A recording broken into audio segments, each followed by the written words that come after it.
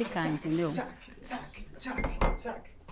Ela que gosta de se montar, né? Você tá linda! Olha a outra bonita. Graças à vida! Todos os algodão tá na roupa dela. Todos Que os tipos me de ha algodão dado pendurados. tanto. É uma A estrela. Laís já tá aqui. São umas gatas. A Linda. Paquita tá ali. A Paquita tá on, hein? Aqui, ó. Chamar a Igual Xuxa você pra ela tirou. daqui a pouco. Ó. Medio dos lucheiros. Ah, que pena que você não fizeram a Xuxa, gente. Ai, queria tanto Calma que apoiar na ela cara dela. vem. Ah,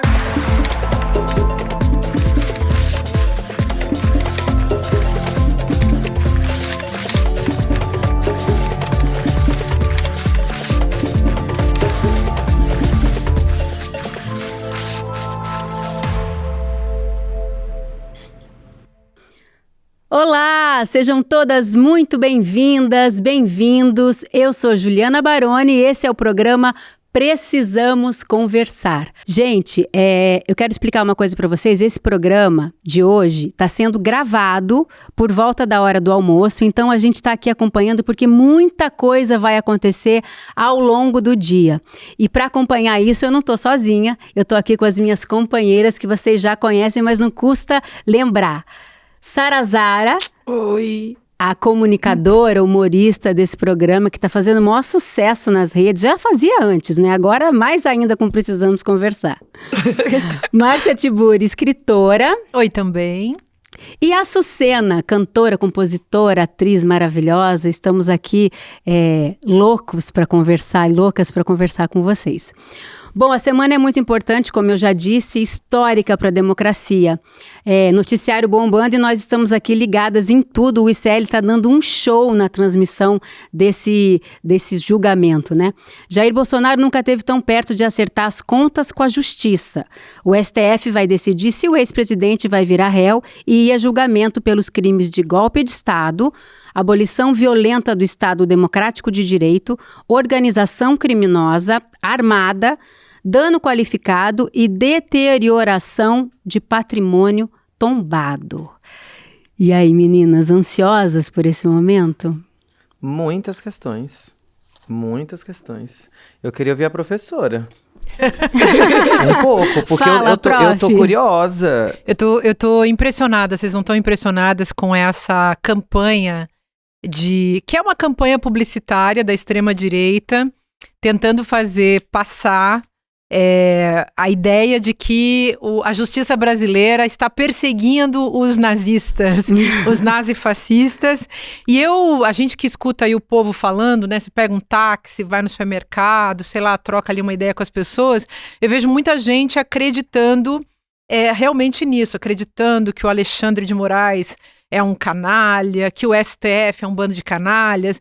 Eu gosto sempre de lembrar que o STF foi muito golpista em 2016.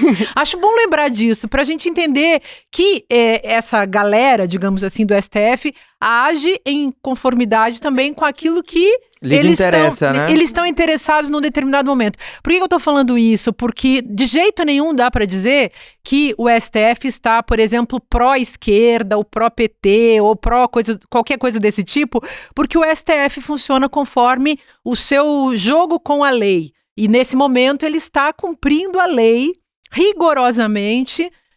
Acho que essa mistificação, é campanha publicitária mesmo, né? Porque afinal de contas você pega uma questão e transforma ela numa falsidade, naquilo que o Jean Willis aqui nesse livro chamou de falsolatria, né? É o jogo da falsolatria na política, e isso tem funcionado muito no Brasil. A história, por exemplo, dessa mulher que pichou a estátua lá Com batom. Débora A Rodrigues. Débora cabeleireira. Essa é interessantíssima, porque então, de repente, se criou a narrativa de que essa mulher, ela simplesmente está sendo presa porque pichou uma estátua a estátua da justiça, né, com batom. E, gente, existe uma penca de crimes que ela cometeu, mas o jogo publicitário da extrema-direita é esse. Ele é imagético, né? Cria-se um imaginário em torno de uma ideia que não tem consistência do ponto de vista jurídico, nem do ponto de vista legal, nem do ponto de vista político. Porque é importante a gente explicar para as pessoas, o público do ICL está cansado de saber, mas é importante para quem não é, assim, quem não está muito inteirado do assunto, ela não está sendo julgada, ela não foi condenada a 14 anos de prisão só por ter quer dizer, só por ter não, porque é deterioração de patrimônio, né, público. Mas é um crime pequeno, né, perto do resto que ela fez. Mas e o resto todo? Ela estava junto com essa tentativa de golpe do 8 de janeiro. Então é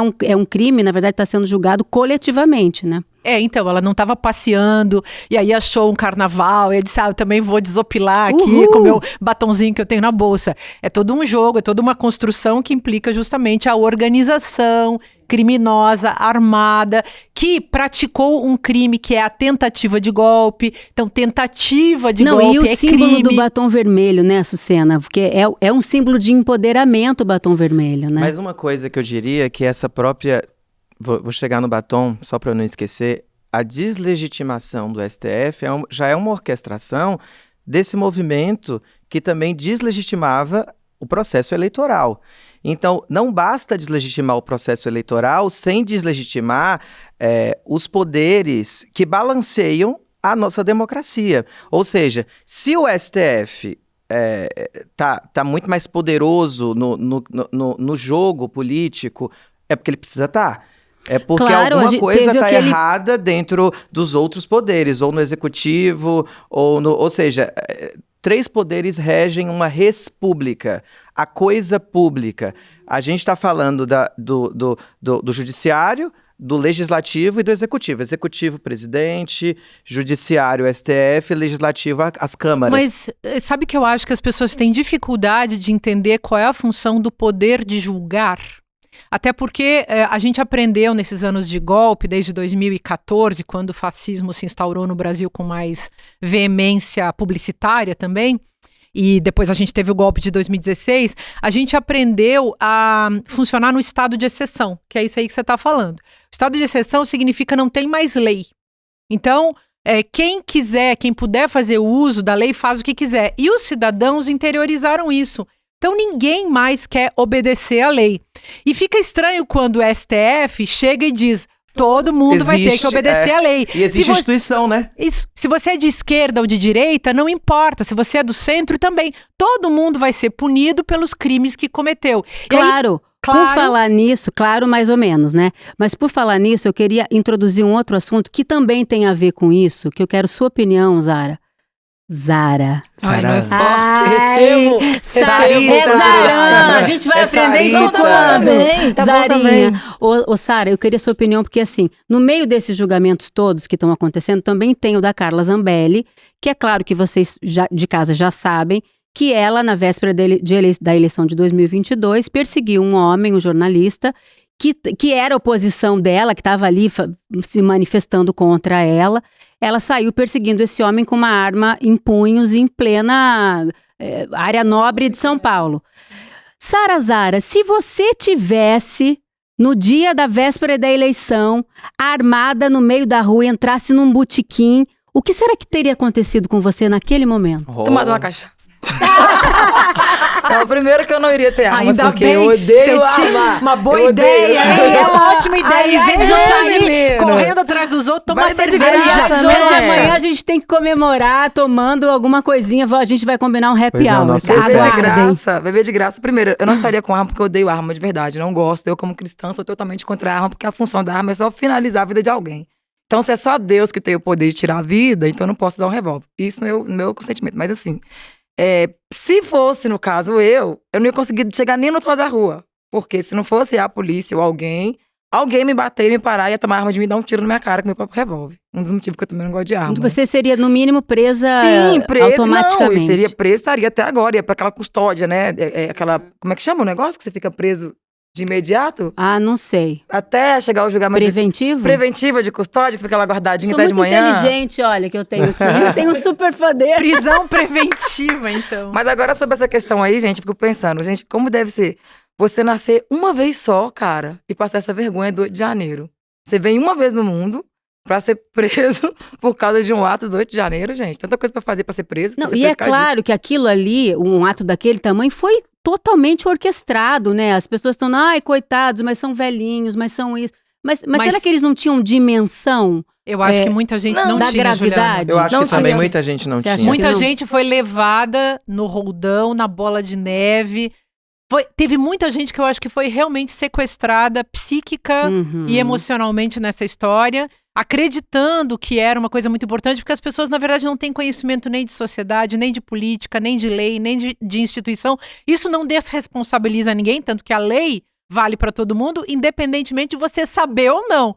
Você pode não ter feito com a pior das intenções, mas Ou tem com a pior. ou com a pior, Mas mas depende. Vai depender da lei ser aplicada ou não. E nesse caso, eu Mas acho que tem no muita gente sentimento ingênua. de manada, né, que é um comportamento quando você age conforme a maioria, tem um sentimento de pertencimento enorme, porque muitas pessoas que foram cooptadas pelo bolsonarismo estavam ali com uma vida, com muitas questões, com muito ressentimento, com uma vida muito desesperançosa. Aí vem uma pessoa e fala assim, vem comigo, me sigam que eu vou levá-los, vira um propósito de vida, mesmo que seja um propósito dos piores, né?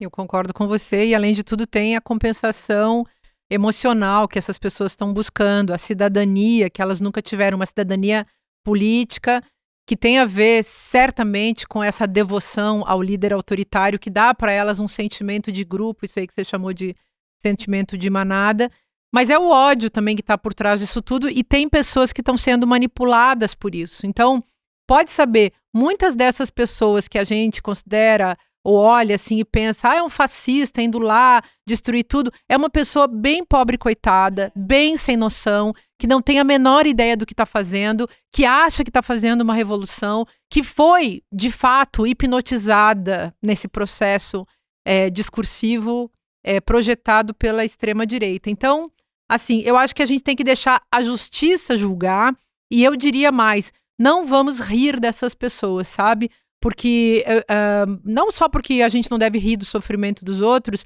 mas porque eu acho também que são pessoas que foram realmente levadas, se pensassem melhor, se tivessem tido mais chance na vida de pensar em outras coisas, de se encontrar com outras pessoas, de ter outras oportunidades psíquicas, mentais. Eu tô falando isso também porque uma coisa que sempre me chamou a atenção, por exemplo, teve uma passeata na Paulista que a gente viu as pessoas tentando fazer coreografias, tentando cantar, tentando se manifestar de alguma maneira esteticamente naquele com contexto. ETs.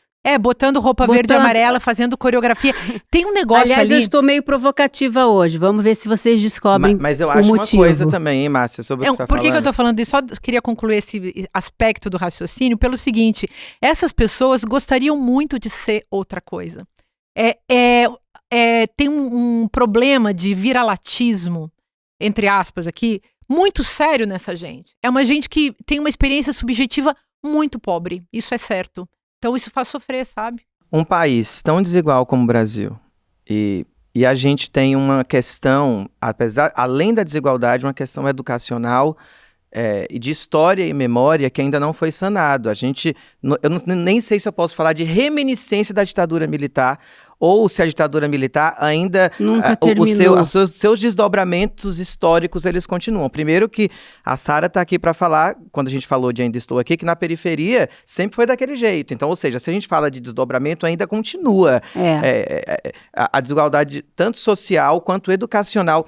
O Brasil não construiu uma comissão da verdade e de justiça. A gente só tem a comissão da verdade. Era para ser comissão da verdade e da justiça.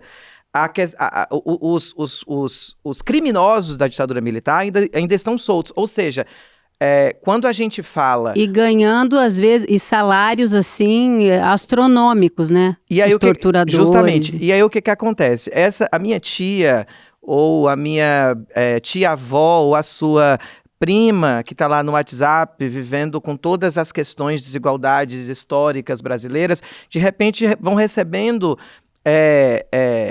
não é nem insumo, mas substância dos seus conservadorismos, quando vem uma priminha como a Açucena, que saiu do armário e não aceita certos posicionamentos mais de 10 anos atrás. Ela não aceita mais ser chamada de mulherzinha como se isso fosse pejorativo, ou de viadinho como se isso fosse pejorativo. Então, assim, são muitas realidades ou pseudo-realidades que estão sendo construídas para deslegitimar lutas históricas que nós estamos empenhando, fortalecimento de instituições que protegem a democracia e protegem as nossas vidas. Essa é a grande oportunidade histórica, o momento histórico que a gente está vivendo tem a ver com isso, porque finalmente, se esse julgamento, se o Bolsonaro virar réu, porque essa votação de hoje, de amanhã é para isso é muito simbólico, porque é um homem que, assim, que é um símbolo. Quando você é amiga do Jean Willis, por exemplo, naquele voto terrível da Dilma, que ele vai e dedica o voto o Bolsonaro ao brilhante Ustra, ali devia ter sido feito alguma coisa. A gente não teria passado por tudo que a gente passou se não tivesse acontecido uma punição naquele momento. Não pode, dentro de uma Câmara, assim, você homenagear um torturador. O que é isso? Eu acho que a forma que a direita, a extrema-direita, melhor que a gente diga pelo nome, que a extrema-direita alicia, ela é muito cruel porque ela toca em ressentimentos históricos e ressentimentos sociais e morais. Então, assim, por isso que o jogo, a trama, ela é muito bem articulada. Mas quem que ela pega também, né, Açucena, que essa é uma questão. Por que certas pessoas são suscetíveis e outras pessoas não são suscetíveis? Esse famoso 17 de abril de 2016 ficou na nossa memória. Todo mundo que estava assistindo o julgamento, o falso impeachment, que na verdade foi um golpe de Estado. Depois vocês lembram também, fazendo parênteses aqui, que teve toda a época da disputa impeachment ou golpe, né? E muita gente até hoje insiste que seja um golpe, porque é a disputa justamente das ideias, nasce na disputa da narrativa, né? Isso é um detalhe. Mas eu acho que as pessoas que são capturadas são pessoas, como eu estava falando, que tem essa experiência subjetiva muito pobre. É gente que tem um exercício no cotidiano muito precário do ponto de vista da linguagem. O que eu quero dizer com isso? Gente que não lê, não estuda, não escuta os outros, não tenta entender o mundo, não tenta entender outras perspectivas. E um negócio que eu vou dar nome para o que você estava falando, vou botar um nome aqui, que vamos chamar de lógica do umbigo. Então, essas tias, essas pessoas, esses tiozões, essas tiazonas, essa gente que fica passando recibo de... Zap. O tio do Zap, que fica passando recibo de ignorante, é uma pessoa que só consegue enxergar o seu próprio umbigo. Não enxerga um palmo adiante do nariz. Isso não é só extrema-direita. Tem muita gente que não se atualizou para muitos assuntos, que é um problema, inclusive, do esquerdo machismo. Essas pessoas precisam se atualizar, saber a importância da luta do movimento negro, da luta das mulheres, das pessoas LGBTQIA+, das pessoas que sofrem de preconceitos capacitistas e que essas pessoas todas vieram fazer parte da democracia. Então, isso é uma coisa importante. E eu queria puxar esse outro assunto aí do Jean, que eu acho fundamental, porque o Jean Willis, autor desse livro que eu acabei de citar, chamado Falsolatria, procurem porque é uma pérola. Esse cara, ele foi muito corajoso naquele dia e sempre foi. É claro que ele é meu amigo, a gente fez muita coisa junto, ficamos mais amigos porque nós dois fomos exilados do Brasil. Então, por falar em exilado e, nesse caso, em falta de coragem, né? Enquanto isso, Eduardo Bolsonaro fugiu para os Estados Unidos e isso é muito sério, né? Ele formalizou seu afastamento da Câmara dos Deputados uma semana antes do julgamento do pai dele, né? Que é parte do plano para interferir na política interna do Brasil com o apoio dos Estados Unidos. Atingir o ministro Alexandre de Moraes, de alguma forma, e organizar ofensivas das Big Techs contra o Brasil nas eleições de 2026. A esquerda Você deve ter recebido 1 milhão de memes da família que chora, dos fujões, dos chorões, porque aí todo mundo chorou. O Eduardo chorou, o Bolsonaro chorou, o outro 01, 02, o menorzinho A chorou. tática de chorar com a cara lavada. Todo mundo chorou. Mas vem porque cá. choro comove, Mas né? homem não chora, Sarazara. E aí? Mas ele não é homem, é um saco de batata. Ah, Pelo amor de Deus. fala, Não, Sara. eu- Não, teve um eu tô desses querendo que- te ouvir mais. Lembra vai. do que desmaiou? Qual é? Teve um? Teve um, aquele o que era próprio- candidato, não o irmão do Bananinha. Ah, desmaiou. desmaiou. Carlos. Desmaiou. Mas ele passou mal. Parece que a Jandira foi atendê-lo. Não teve uma coisa Foi assim? o Carlos, não. Foi...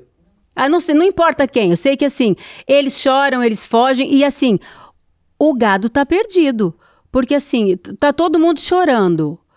O sinal dado é assim, estamos frágeis, eu vou fugir.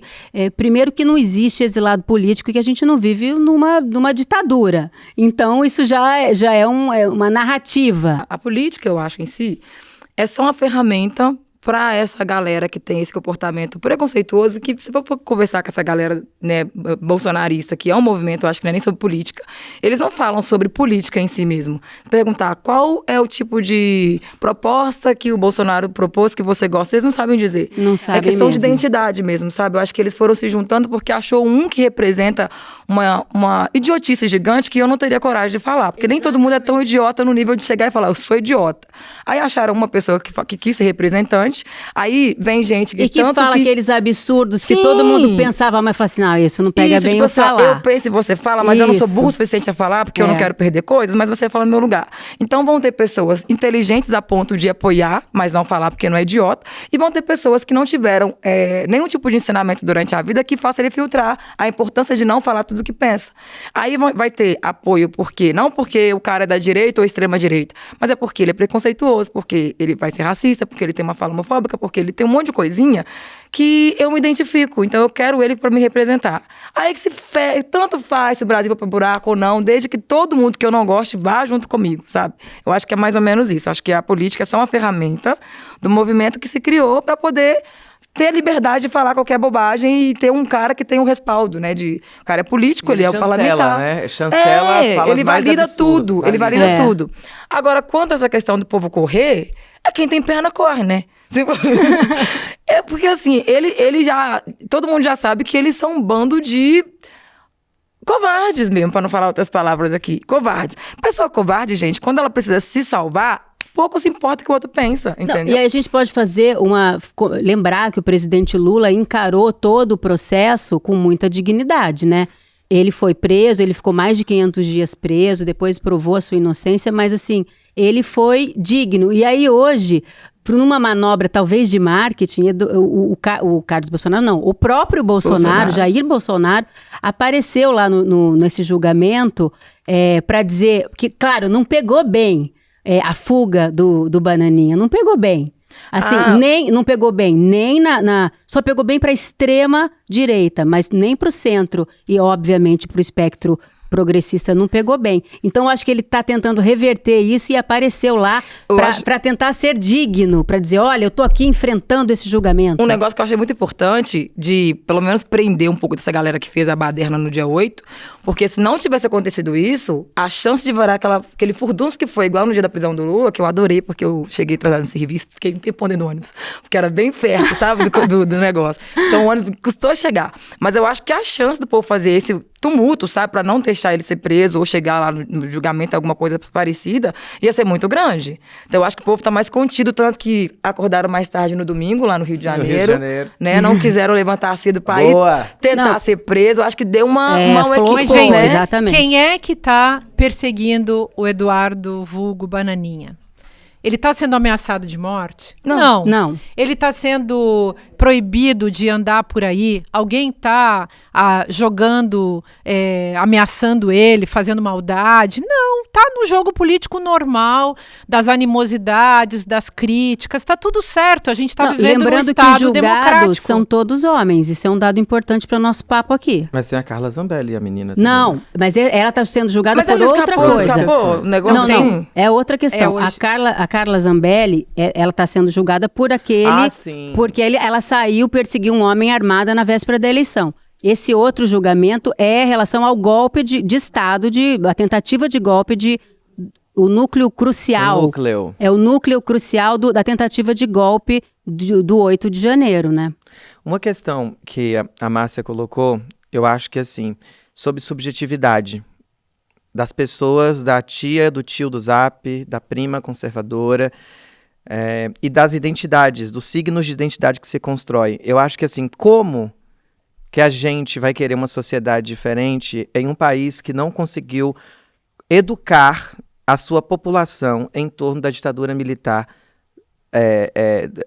da colonização escravocrata, da questão indígena. Então, eu acho que se a gente não lida com a memória, a gente vai ter o que eu estou brincando aqui de pseudo-realidades. Porque quando o Eduardo Bolsonaro vai e se julga exilado por um autoritarismo do judiciário brasileiro, ele está mais uma vez construindo uma pseudo-realidade dentro de todos esses signos que a gente está falando aqui, de signos de identidade.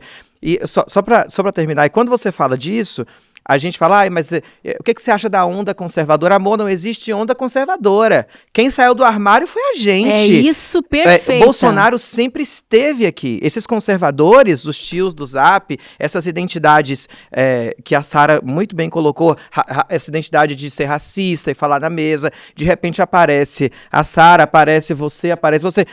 Que merda é essa que você está falando aqui na mesa? Isso é racismo, isso é crime. Isso aí não tinha. A gente começou a sair do armário e incomodar quem já estava. Então, o letramento racial e de identitário, ele incomoda muita gente, porque fala assim, agora eu não posso falar mais nada. Exatamente. Também. Quem já não ouviu isso? A confusão sobre liberdade de expressão e liberdade de opressão, que é um dos assuntos do que a gente colocando aqui. Que esse é o argumento dos advogados da moça do batom. Mas é liberdade de expressão. A gente sabe que são coisas totalmente diferentes. E se eles fossem liberais de verdade, eles entenderiam que o direito deles acabam aonde o do outro começa. Exatamente. E aonde isso é uma frase fantástica do liberalismo político, inclusive, que eu acho que é o meu direito acaba onde começa o seu. Eu acho uma frase fantástica da filosofia política, inclusive. E eles se autodenominam liberais, então eles deveriam entender que todos os direitos ali estavam sendo colocados em xeque. O que a gente faz? E a minha pergunta é muito séria, o que a gente faz com quem ameaça a democracia? Porque foi o processo eleitoral, e não começou, Diago, o processo eleitoral já estava sendo deslegitimado há muito tempo antes, ou seja, a farsa, gente, a história acontecendo... Tinha um plano de assassinato. A história acontecendo como farsa e tragédia, como bem diz Marx, ou seja, foi primeiro nos Estados Unidos, para depois a gente, por mímese, trazer para o Brasil. Isso aí. Justamente. Mas essa questão que você está levantando, então, né? Cria-se uma pseudo-realidade, cria-se todo um universo narrativo e imaginário. Então, obviamente, não interessa para essas pessoas, para esses grupos manietados, manipulados, bolsonaristas, de extrema-direita, não interessa a verdade. Então não adianta você levantar argumentos, não adianta você dizer, ela não está sendo presa ou condenada ou julgada por causa de um batom no muro. Ela está sendo condenada julgada e condenada em função de uma série de crimes que envolvem justamente a defesa da democracia. Mas, gente, queria também falar um negócio aqui. Talvez o conceito de democracia seja muito abstrato e exija muita reflexão algo que essas pessoas perderam a capacidade de fazer. A Sara falou há um tempo atrás, em algum dos nossos programas, sobre a lacuna, sobre a falta de reflexão, sobre as pessoas que não querem parar para pensar. E eu acho que isso é uma grande questão. Mas é um problema social, né? E de Estado também. E aí tem um pouquinho de falta de estratégia da comunicação, sabe? Eu acho que... É isso que eu ia chegar. Se a gente já sabe que o povo tem preguiça de pensar e que as pessoas são induzidas a pensar o que lê, a extrema-direita faz isso muito bem. No caso do Flavinho, por exemplo, foi o que fugiu, né? Não, é Eduardo. Quem que fugiu? Mas Eduardo. olha só, é muito interessante isso que você tá falando. O Bananinha é Eduardo. Muito interessante você estar falando, porque essa guerra de narrativas, por exemplo, na terça-feira passada, teve um anúncio super importante do governo Lula, que era aquela coisa da isenção do imposto de renda para quem ganha até 5 mil reais. esse anúncio que era o grande anúncio do governo até agora ficou abafado por uma guerra de narrativas, porque o fugitivo chorão tomou conta das redes. Da direita, da esquerda, não se falou sobre o que realmente importava, que era essa história da isenção do imposto de renda. Então, né? aqui, ele não fugiu, ele foi embora. Cadê a Nina? Ele tá se fazendo de a Nina numa hora perseguido, não é? dessa? Ele nem fugiu. Então, Sim, ele você tem razão, a se ele Sara tá tem fazendo de razão, perseguido, gente. qual que era da mídia? Ele nem Flávio Bolsonaro viajou e tirar dele essa narrativa de que eu sou exilado. Que a gente dá muito poder pra esse povo na comunicação. Flávio não, meu amor, que gente, eu ele vai acabar confundo também. viajando. Esse homem, meu Deus do céu, o Eduardo. Número 2. Então, deveria colocar, uma comunicação que deixe entender que ele não é fugitivo, que ele viajou porque ele quis, que ninguém tá perseguindo ele, porque as pessoas são induzidas do que ela lê. Só que a gente também perde muito com essa questão de dar mais força. Aí ele fica lá chorando, falando que tá fugido, e o povo acredita que alguém de fato A imprensa tá em cima dele, querendo fazer A imprensa apoiadora, né? Apoiadora dessa... Aliás, Mas a imprensa já está em campanha política, Claro, né? Tá, e já escolheram, eu acho que já escolheram o Tarcísio como o candidato deles principal, porque estão metendo pau no governo de um jeito nesses últimos tempos, mas enfim. Mas eu acho um problema gravíssimo sobre tudo que a gente está falando aqui. A gente não está pensando na renovação de quadros. E quando eu digo de quadros, é quadro social também, além do quadro político.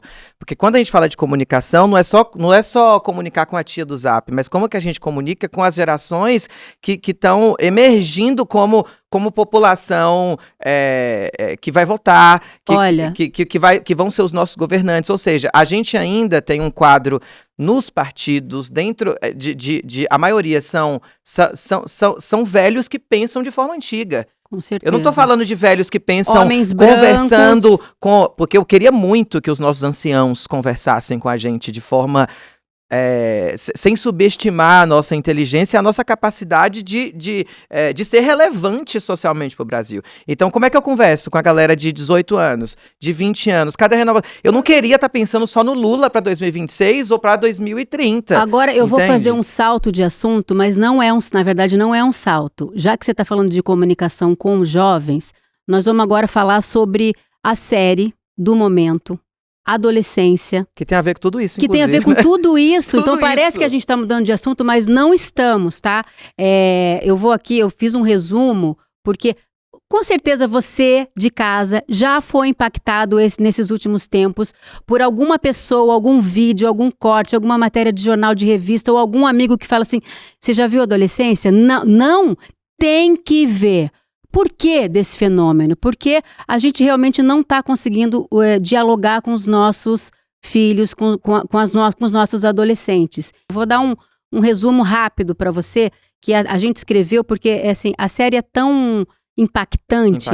Que é difícil resumir em poucas palavras, mas é o seguinte: um adolescente é acusado de matar a facadas uma colega da escola. No primeiro episódio, ele é preso na frente do pai, da mãe e da irmã, que ficaram tão chocados quanto o espectador.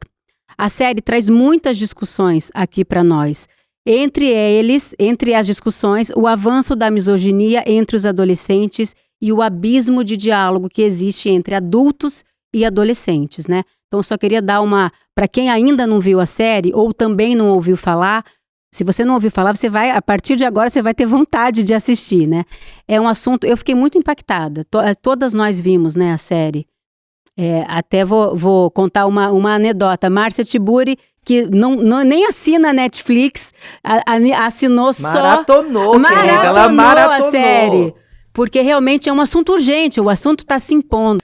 Fala você que é mãe de adolescente também. Sim, até essa questão, mas eu queria uma opinião de um professor, porque o meu ponto de vista é só como mãe de uma filha de escola pública, sabe? Então eu queria saber dos professores, como que eles enxergam essa questão de celular na escola ou não, né? Você dá aula de história? Não, eu estudei história, fiz faculdade de história, mas não cheguei a fazer licenciatura, fiz bacharelado. Por vai dar aula. Pois é. Por vai dar aula. Mas, assim, pela série, eu acredito que aquilo ali não é uma série, só uma série, é uma experiência mesmo pra assistir. E aí foi um documentário contracenado, porque já a comunicação de fora é mais esperta, tá vendo? Se fosse pra falar assim, vamos falar de adolescente pra assistir um documentário, ninguém ia assistir. Só que é um assunto de muita urgência. Então pegaram um documentário, colocaram no formato que a gente pare pra ver, porque a gente para pra ver série mesmo. E assim, uma estratégia que eu acho que eles usaram muito foda de colocar o povo pra ver foram a escolha dos personagens, sabe? A escolha do menino com pintinha, de cara angelical. É, porque o menino, fora de qualquer estereótipo que você bate o olho e diz, pode ser, ele não tem grandes trejeitos de psicopatia, nem nada disso. Depois a gente até nem de duvida. É verdade. Porque nem é um menino de psicopatia comum. ele tem trejeitos. Isso eu entendi, O que mas eu acho que ele não é choca é que psicopata, podia ser gente. com qualquer Ele não uma é, das nossas Isso, famílias, sabe? não é sobre sociopatia, psicopatia, é pessoa que perde o limite e agride a outra a ponto de matar. Mas tem um outro problema, né, gente? Que é aí o problema de fundo. Como eu gosto sempre de frisar, e nós todas aqui acho que concordamos com isso, tem uma sociedade, tem condições de possibilidade que levam a esse tipo de sintoma. Então, esse garoto é um emblema, na verdade, de um sintoma social. E por trás disso tudo, desse gesto desse adolescente, tem, então, um sistema, uma sociedade, uma família. A família, eu acho que o filme é genial por não colocar a culpa na família e colocar o drama da família, a dor da família, a situação dos professores também, que são pessoas... Isso aí a gente vê Eu sou professora, dei aula 30 anos de minha vida. Coitada. Passei até por adolescência. Por isso pois que é. se inscrevendo. Por E isso. preciso desopilar, né? Mas então, e aí é isso, os professores ali fazendo um tremendo de um esforço de dar certo, de conseguir alguma coisa, mas eles mesmos também muito limitados. E aí que tem um fator, que é aí meu objeto de estudo, que essa misoginia toda, esse ódio às mulheres, que contaminou aqueles garotos, isso faz parte do nazismo, do nazifascismo, do fascismo histórico. Isso é um fator. Então, é incrível a gente achar que, com a ascensão fascista no mundo, que isso não tivesse conectado com a ascensão também da misoginia e com a matança de mulheres. E não é de hoje, gente. A matança de mulheres é histórica. E aí, nas escolas, os ataques às escolas são históricos. E tem muita coisa para a gente discutir nesse Muito bom campo. isso que você falou. Sabe por quê? Os meninos, a série mostra isso, que os meninos que estão sendo cooptados por essas seitas, né? Por essas ideologias radicais de manipulação, são meninos que se sentem muito excluídos, muito não atraentes, são meninos que têm nomenclaturas, homem alfa e homem beta. Os betas são os magrinhos, os pouco atraentes, os que as mulheres não querem ter relação. Aí vieram termos como o incel, que é o celibato involuntário. Imagina um menino de 13... o povo que quer pegar a gente, mas não tem quem quer que pegue. Não tem quem quer Entendeu? Pra pegar. poder ficar mais fácil. Agora, aos 13 anos, você já tem um carimbo de... Olha, ninguém nunca vai querer te pegar. E esses meninos, eles ficam extremamente... com muita raiva das mulheres. Mas você viu? Eu não sei, eu reparei assim, ó. Toda vez que ele tava falando com a psicóloga lá no episódio, né, que ele tem essa conversa, quando questiona a beleza dele, ele fica agressivo. Então, quer dizer, o que pegou pra ele mais foi a Fica autoestima. agressivo com a psicóloga mulher. Isso. Porque com os homens que Ele estão era ao mais- redor, ele era mais ameno. Aí o que eu comecei a pensar, como que hoje os meninos se veem em questão de autoestima e como é bombardeado pra eles o tempo todo sobre mudar o físico, sabe? Você vê um monte de meninos aí de 13, 14 anos com corpo de homem de 40 indo pra academia e o povo acha normal tomar negócio pra poder coisar. Exato. As meninas também, eu acho que tá precisando muito das mães falarem com as meninas, dos pais no geral, né? Falarem com as filhas sobre... Uma coisa é autoestima, outra coisa é ser uma mulher empoderada e outra coisa é prepotência, porque a gente tá vendo também muita prepotência. E outra coisa, homens não sabem lidar com rejeição. É o que eu tava reparando, que homens matam quando são rejeitados, e mulheres morrem quando rejeitam, né? Gente, tem... Então, ainda assim, tem que ter um cuidado muito Mas maior matam quando de são ensinar rejeitados, a sua filha, né, a figura feminina, de como falar para um homem, de não estar ou não querer ele por causa disso, porque volta pra gente em forma de violência e de morte, né? Não, Tem e uma aí crise da masculinidade. Isso. O movimento feminista que tem até uma matéria polêmica eu não vou nem citar o nome dela, porque dizendo que a culpa dos meninos estarem com tanto ódio é do feminismo. Ai, obviamente isso que não dor. é. Ai, Não, que obviamente isso não, a gente não vai entrar nessa Não, ninguém nessa vai botar a questão culpa no aqui. feminismo. Mas, e aí, assim, tem um jeito que é o seguinte, toda pauta identitária, a gente tem visto muita crítica a respeito disso. Maria Rita Kell foi massacrada porque fez lá uma fala Infeliz. difícil, infeliz e tudo, mas o que ela aponta e o que essa outra pessoa que eu estou citando também aponta é o seguinte: a gente, o feminismo tem que incluir os meninos. A gente, como mãe de menino, tem que olhar e educar esses meninos de maneira a não rivalizar tanto, porque as meninas, elas estão vindo, eu sei porque eu tenho 2 em casa, estão vindo muito mais empoderadas, cheias de o que é maravilhoso e tem que ser. Só que, e esses meninos? Eles estão eles estão sem argumentos. Eu só aceitaria isso, Juliana, pensando o seguinte: já que os homens podem nos matar, vamos devagar.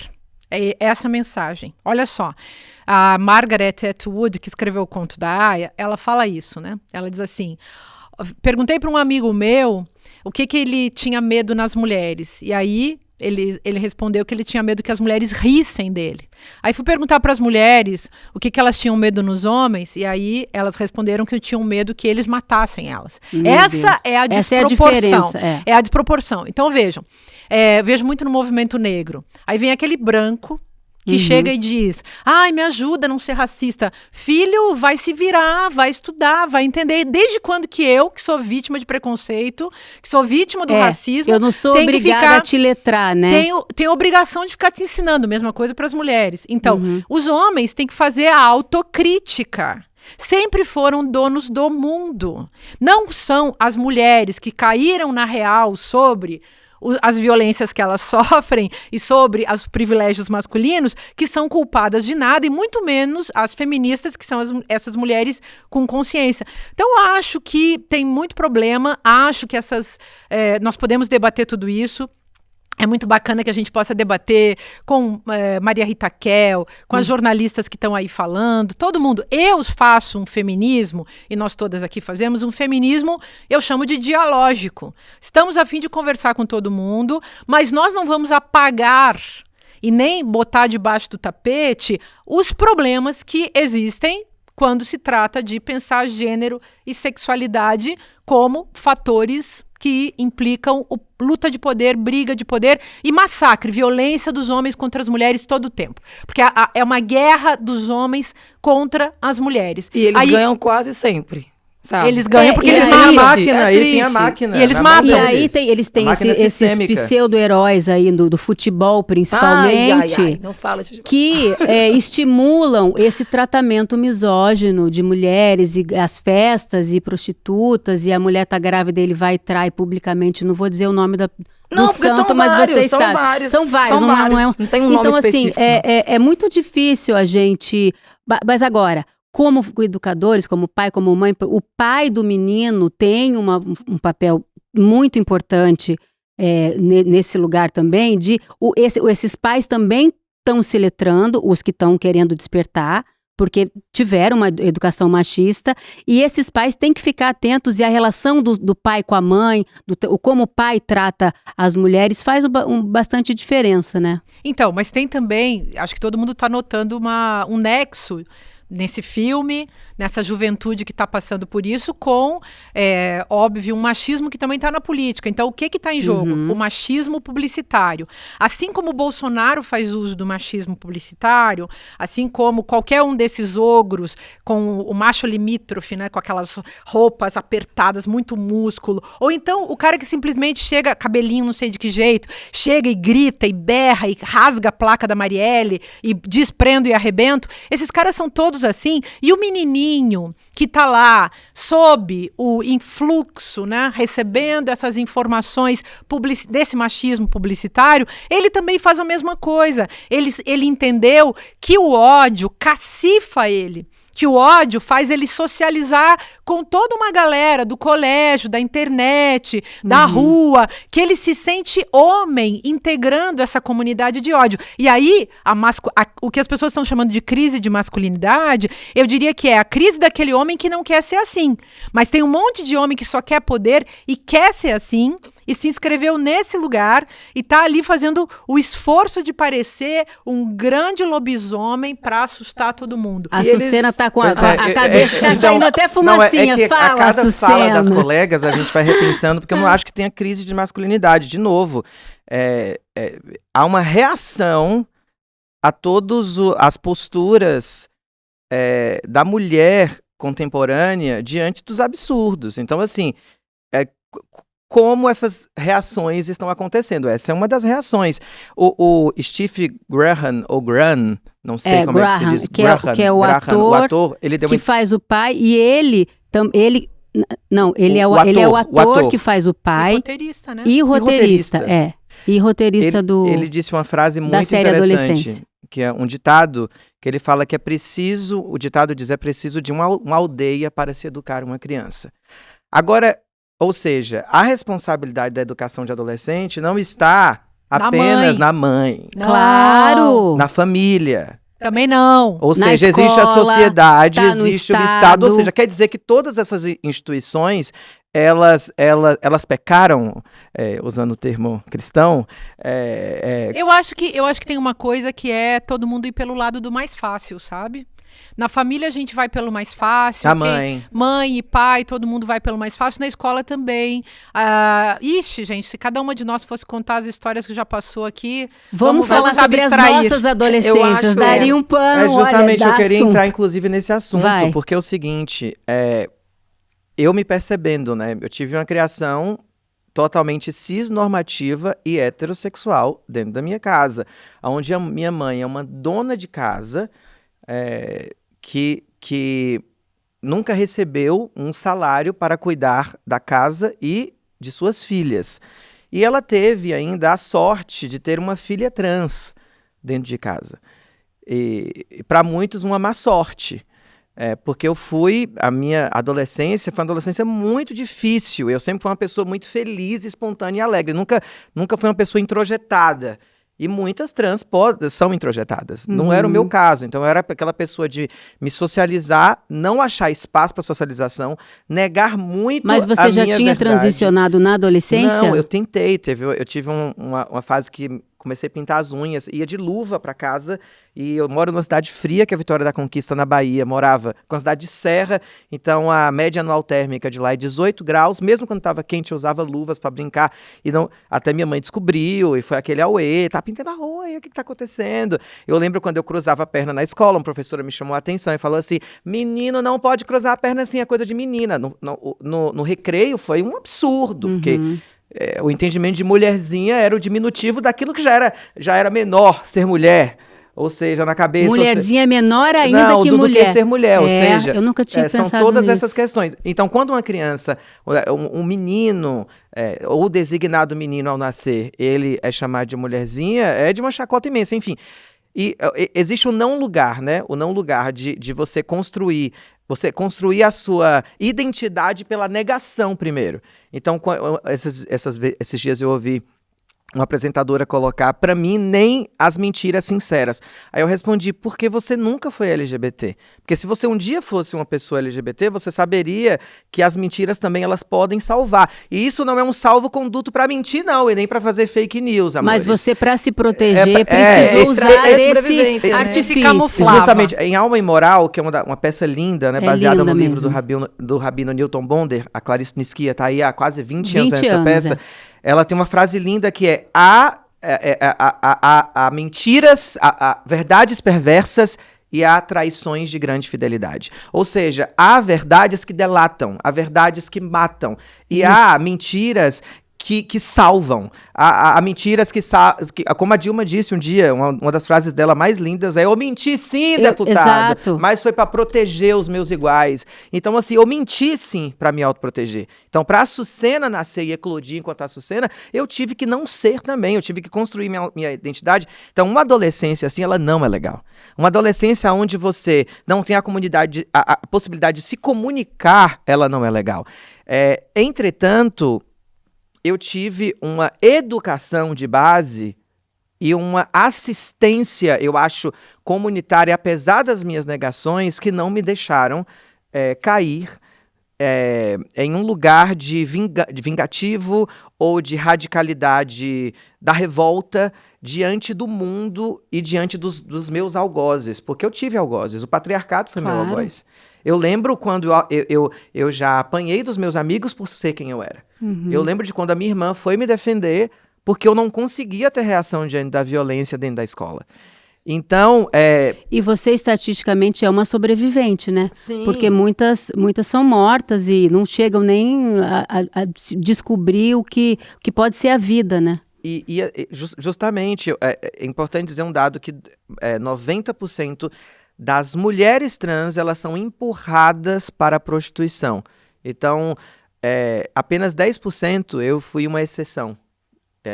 E nem chamo isso de privilégio, porque isso não é um privilégio. Privilégio é para quem nasce privilegiado. Eu tive, claro, privilégios de classe, mas se eu tivesse, talvez, transicionado muito cedo ou revelado que eu era trans, talvez a minha família tivesse me expulsado de casa, talvez eu não tivesse tido a oportunidade que eu tive com a minha transição aos 22 anos.